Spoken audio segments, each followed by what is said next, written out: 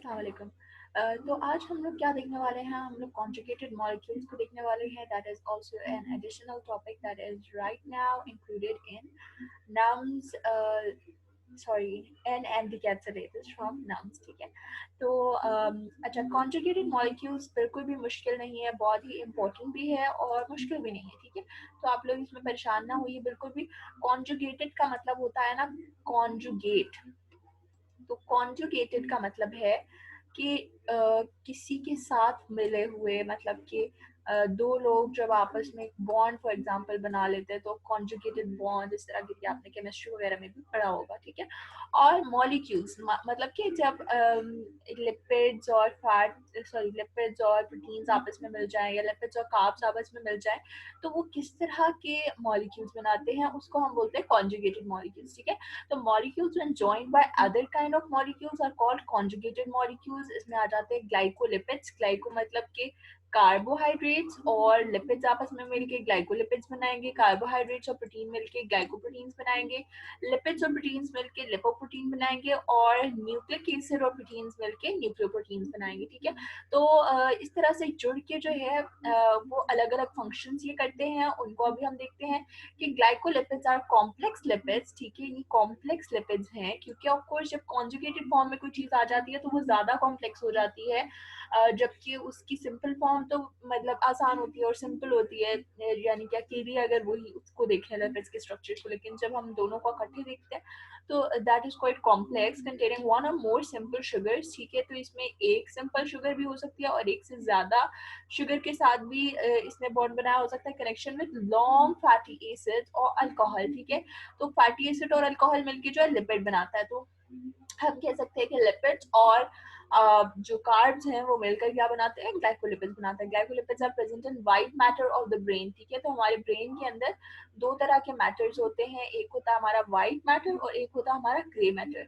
तो ये हमारे white matter of the brain में प्रेजेंट है and myelin sheath of the nerve fibres. तो नर्व फाइबर्स के ऊपर हमने देखा था कि इस तरह सुषुवान सेल्स के ऊपर माइलिन शीट एक प्रेजेंट थी, और इस माइलिन शीट की वजह से हमारी जो इम्पल्सेस थी वो सॉल्टेटरी इम्पल्सेस बन रही थी और इसकी वजह से वो तेज तेज ट्रैवल कर पा रही थी। तो माइलिन शीट के अंदर भी कौन प्रेजेंट है, हमारा ग्लाइकोलिपिड भाई प्रेजेंट है, और white matter of the brain के अंदर भी यही प्रेजेंट है, और क्लोरोप्लास्ट मेम्ब्रेन के अंदर भी यही प्रेजेंट है। ठीक है, अच्छा, उसके बाद हमारे पास आ जाता है ग्लाइकोप्रोटीन्स। ठीक है, ग्लाइको मतलब कार्बोहाइड्रेट्स और प्रोटीन्स मिलकर ग्लाइकोप्रोटीन्स बनाते हैं।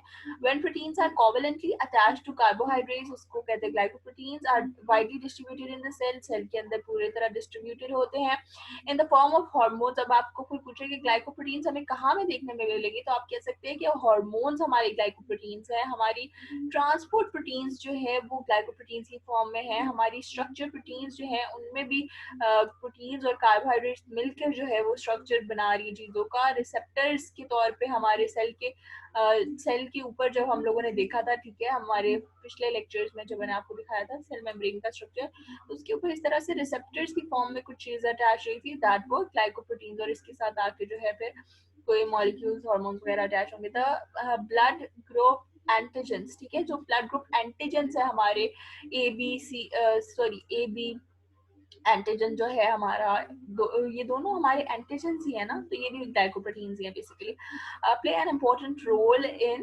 Book grouping. ठीक है, अच्छा, उसके बाद लिपोप्रोटीन्स। लिपोप्रोटीन्स क्या करते हैं, तो इसमें लिपिड्स और प्रोटीन्स का कॉम्बिनेशन है बेसिकली, और हम लोगों को सबसे मशहूर इसका जो कॉम्बिनेशन देखने में मिलता है,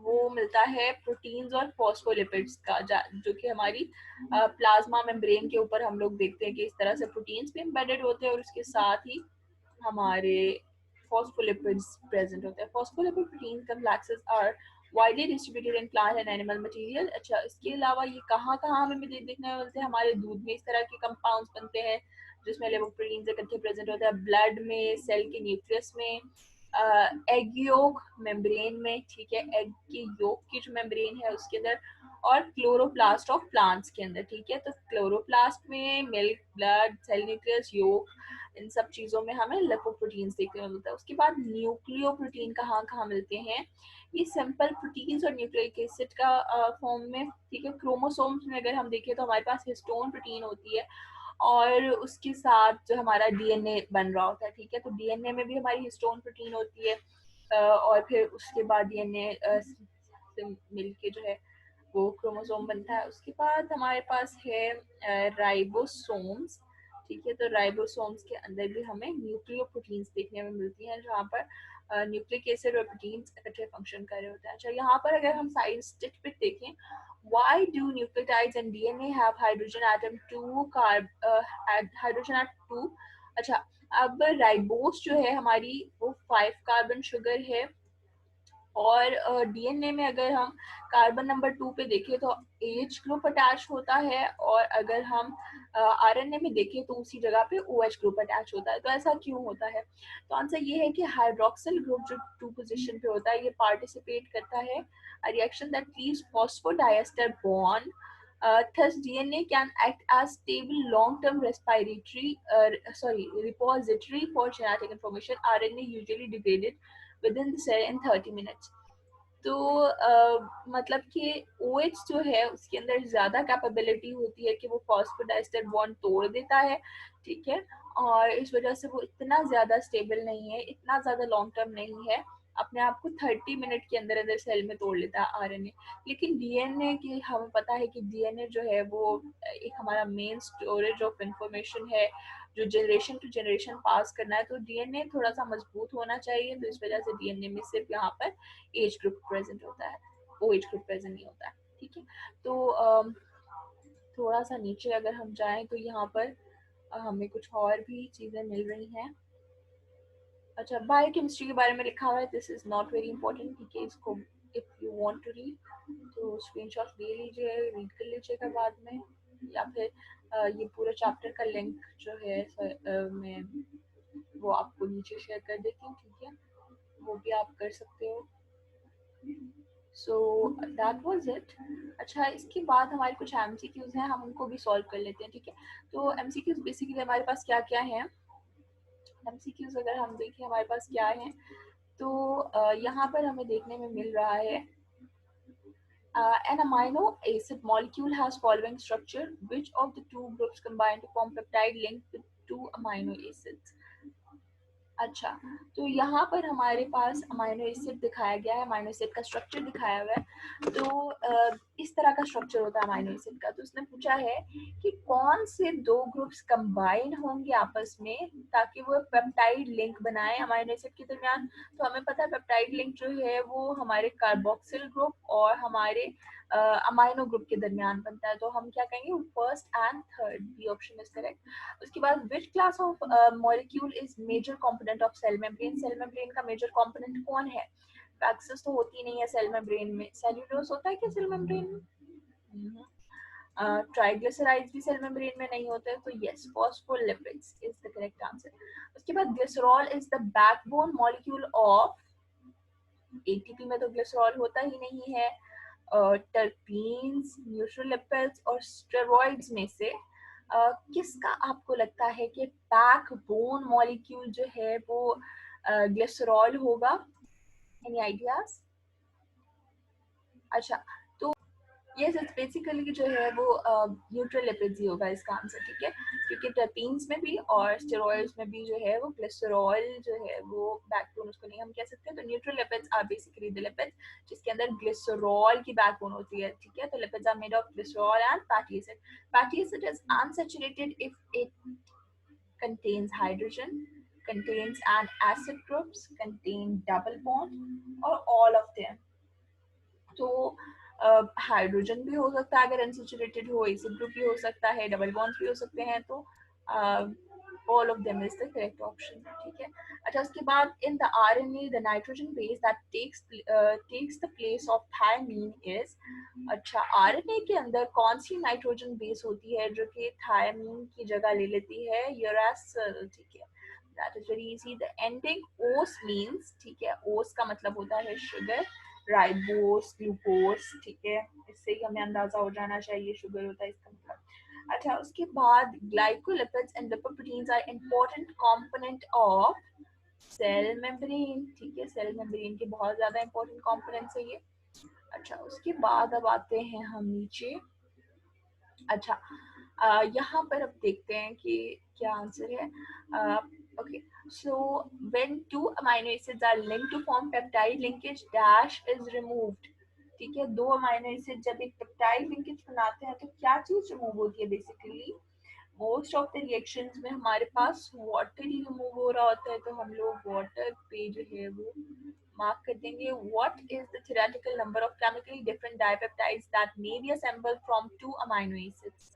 अच्छा, दो अमाइनो एसिड से कितने डाइपेप्टाइड्स बन सकते हैं? दो अमाइनो एसिड से तो मेरे ख्याल में एक ही डाइपेप्टाइड बन सकता है, राइट. अच्छा, उसके बाद polar molecule is dash in water. तो वाटर भी पोलर है, और अगर मॉलिक्यूल भी पोलर होगा तो सॉल्युबल ही होना चाहिए इसका ऑप्शन. अच्छा, उसके बाद which statement correctly describes property of water? A relatively large amount of heat is needed to increase its temperature. ये correct है. At room temperature, its molecules are bound together by ionic bonds. No, this is not correct. The highest density of water occurs below its freezing point. No. Water acts as a solvent for non-polar molecules. नहीं, polar molecules के लिए solvent होता है. तो yes, first वाला ही हमारा correct है. नीचे चलते हैं जी. Estrogen, vitamin D and cholesterol are examples of. किस चीज की एग्जांपल है ये? हमारे पास ये एग्जांपल आ जाती हैं सब स्टेरॉइड्स की, ठीक है, स्टेरॉइड्स की एग्जांपल्स हैं ये. अच्छा, which term includes all others? I guess polysaccharide जो है वो इंक्लूड करेगी बाकी सारी चीजों को. उसके बाद हमारे पास, अरे नहीं नहीं नहीं, सॉरी सॉरी सॉरी, पॉलीसेकेराइड नहीं, कार्बोहाइड्रेट. जब बड़ा हुआ है तो पॉलीसेकेराइड कैसे करेगी? Yes, carbohydrate is right answer. इस टाइम इधर कंफ्यूजन हो रहा हमने. अरे, choose the term, choose the pair that correctly completes this sentence. Nucleotides are to dash as dash are to proteins. Nucleotide are to nucleic acid as amino acids are to protein. That sounds very correct, right? अच्छा, तो एक correct हो गया तो बाकी सारे तो correct नहीं होंगे. एनांशोमर ऑफ डी ग्लूकोज इज. अच्छा, एनांशोमर क्या है डी ग्लूकोज का? डी गैलेक्टोज है, डी एल गैलेक्टोज है, दोनों हैं या कोई भी नहीं है? तो बेसिकली डी ग्लूकोज का एनांशोमर जो है वो एल ग्लूकोज ही होगा. तो इनमें से जो है वो कोई भी राइट आंसर नहीं है. So thanks for watching and bye bye. इनमें से नन ऑफ दीज को चेक कर देते हैं. Okay, thank you so much. खुदा हाफिज.